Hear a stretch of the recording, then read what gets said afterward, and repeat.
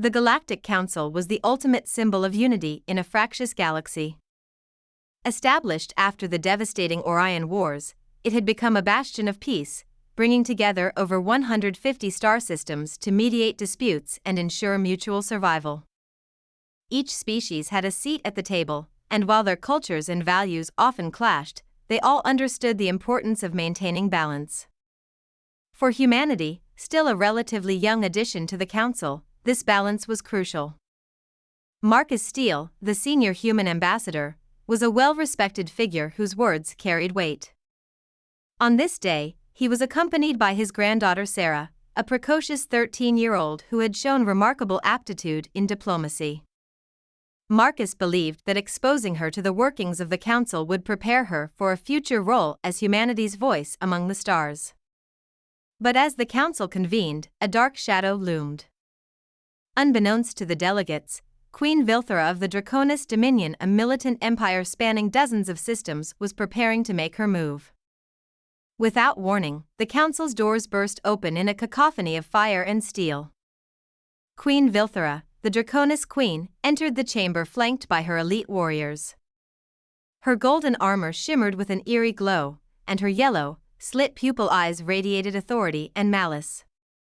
The Draconis, a species of towering humanoid dragons, were feared throughout the galaxy for their physical might and advanced weaponry.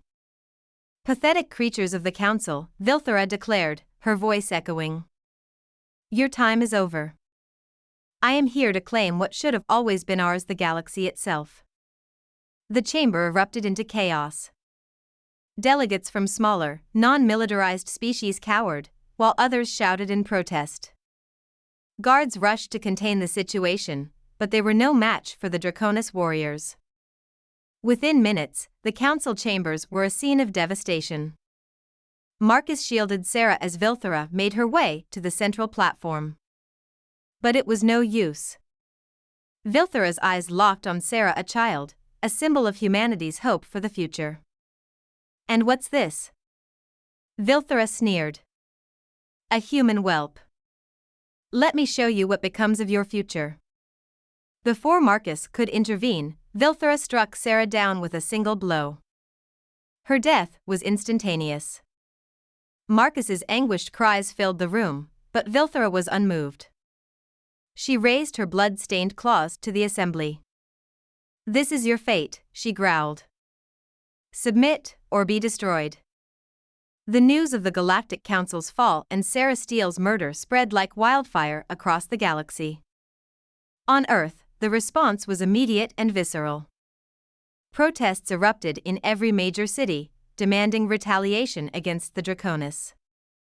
The United Nations of Earth declared a state of emergency, and military leaders convened to formulate a response. Earth's leaders knew that a direct war with the Draconis Dominion was suicide. Their fleets were unmatched in size and firepower. But humanity had one advantage: the Hyperion Program. The Hyperion Program was Earth's top-secret initiative, designed to create super soldiers capable of operating in the most dangerous conditions. These soldiers were enhanced with gene-editing technology, cybernetic implants, and rigorous training that pushed them beyond the limits of normal humans. The program had produced only a handful of operatives, but among them, Captain Adrian Cole was the most extraordinary. Adrian Cole was a soldier forged by war. A veteran of countless battles, he had proven himself time and again as Earth's deadliest weapon. When the call came, Adrian didn't hesitate. He was briefed on the mission: infiltrate Vilthera's flagship, the Infernal Majesty, and eliminate her. Adrian's preparations were meticulous. His Mark VII exo-armor, a cutting-edge suit equipped with adaptive camouflage, energy shields, and an arsenal of weapons, was tailored for the mission. But this was more than just another assignment for Adrian. Like many on Earth, he had watched the footage of Sarah's murder. Her death was a reminder of what was at stake, not just for humanity, but for the galaxy. This isn't just about vengeance, Adrian said during his final briefing. This is about showing them what happens when you underestimate humanity. Adrian's assault on the Infernal Majesty was a feat of precision and strategy. Using a stolen Draconis shuttle, he bypassed the ship's defenses and entered through an auxiliary hangar. The ship was a fortress in space, with corridors bristling with heavily armed guards and automated turrets. Adrian's training in enhancements allowed him to navigate the labyrinthine interior undetected. Using his adaptive camouflage, he moved like a ghost, dispatching guards silently and sabotaging key systems. Along the way, he encountered prisoners members of the Galactic Council held hostage by Vilthera. Adrian freed them, instructing them to escape while he continued toward his target. Adrian finally reached the throne room, a vast chamber glowing with molten metal and dominated by Vilthera's imposing throne. She was waiting for him, her claws resting on the armrests and her wings partially unfurled. "So, the humans send their finest to die at my feet," Vilthera taunted. "You should have brought an army."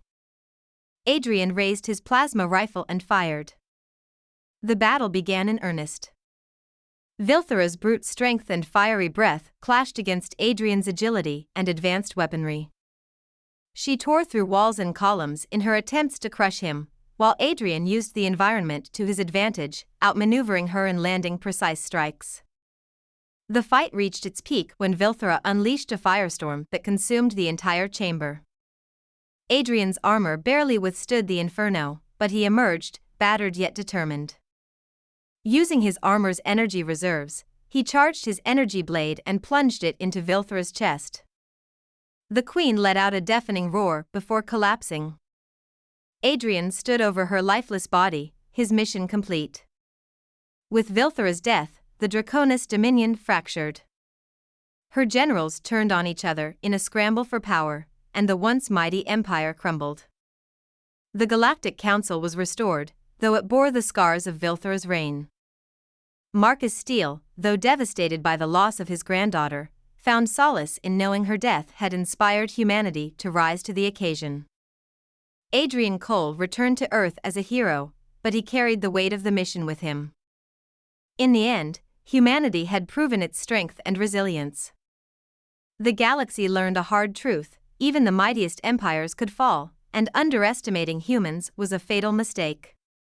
The camera pans across a restored Galactic Council chamber, now adorned with a memorial to Sarah Steele.